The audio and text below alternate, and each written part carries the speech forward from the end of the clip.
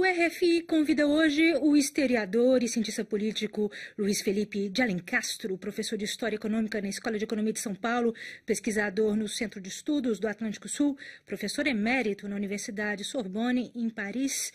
Bonjour, Luiz Felipe. Bom dia. Bom dia. Nós vamos começar, é claro, repercutindo os últimos acontecimentos de ontem em Porto Alegre, com a confirmação da condenação do ex-presidente Luiz Inácio Lula da Silva na segunda instância pelo Tribunal Federal. Você esperava o voto unânime dos desembargadores? Eu queria uma primeira análise sobre essa confirmação da condenação. Bom, eu não tinha informação particular nenhuma, mas era uma hipótese possível. O que eu acho que foi uma surpresa foi o endurecimento da decisão, porque é um prolongamento da pena, uma extensão da pena que passa de 9,5 para 12 anos, e, sobretudo, essa decisão de Porto Alegre não faz uma referência à data de 2009, que estava na primeira condenação do Moro, em Curitiba, que seria a data que o apartamento teria, o tal triplex, teria passado a pertencer ao ex-presidente Lula, o que a não referência a nenhuma data complica qualquer demanda de prescrição dos fatos agora, não é? O senhor estava me contando há pouco que foi no mesmo dia em que a Procuradora-Geral do Brasil prescreveu algumas informações sobre o Serra. O senador Serra tinha acusações, indícios e denúncias muito mais pesadas, e o processo estava correndo com provas bancárias e vários outros dados. É importante lembrar que o presidente Lula está sob escrutínio da justiça, de todo o sistema de investigações por equipes inteiras há mais de 10 anos, não é de agora. O Serra começou a ser investigado há pouco tempo, imediatamente. Nesse contexto, se chegou a uma situação de denúncia grave, e ontem mesmo veio a decisão de que o processo devia ser arquivado porque havia prescrição do crime, que teria sido cometido em 2010.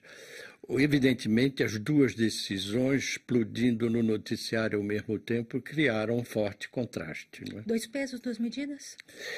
Isso, concretamente, isso foi o Celso Barros Pinto que escreveu, o jornalista da Folha.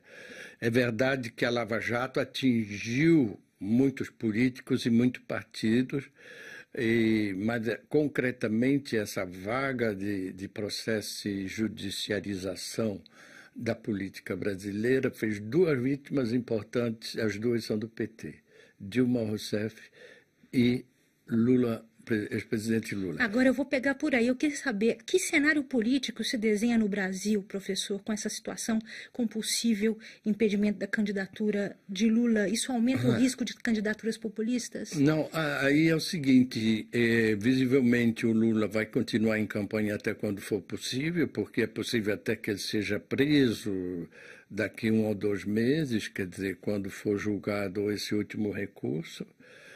Embora isso seja meio arriscado e duvidoso fazer esse cálculo, mas se ele tiver simplesmente condenado e não puder se candidatar, ele estará no palanque real, fisicamente ou virtualmente, do candidato que o representará as forças que estão por trás dele. E é isso que a pergunta que você coloca agora. Quem serão? O senhor tem alguma ideia? Não, há 2 candidatos do PT. Não é? Um é o ex-governador Jacques Wagner, que foi 2 vezes eleito governador da Bahia, que fez o sucessor dele, o que é muito importante, é um estado importante, e é um homem que conhece bem o Partido dos Trabalhadores. O outro é o ex-prefeito de São Paulo, que foi ministro da Educação, Fernando Haddad. É uma entrevista dele, aliás, no Jacobin, que saiu agora, a revista de esquerda americana, e ele tem muito menos familiaridade com a máquina do PT. Então, para resumir, o Haddad teria uma possibilidade de renovação mas ele é um candidato que é muito menos conhecido nacionalmente dentro do aparelho do PT, que o Wagner. Menos aliado do que o Jacques Wagner, que tem atrás dele, foi chefe da Casa Civil e tem esses 2 mandatos como governador da Bahia, mas esse terá muito menos condições que o Haddad para fazer a renovação do PT. Alguns especialistas falam que a tendência com Lula fora da disputa seja que a própria polarização política no Brasil aumente ainda mais, que isso tenha o risco de candidaturas populistas. O senhor vê isso como?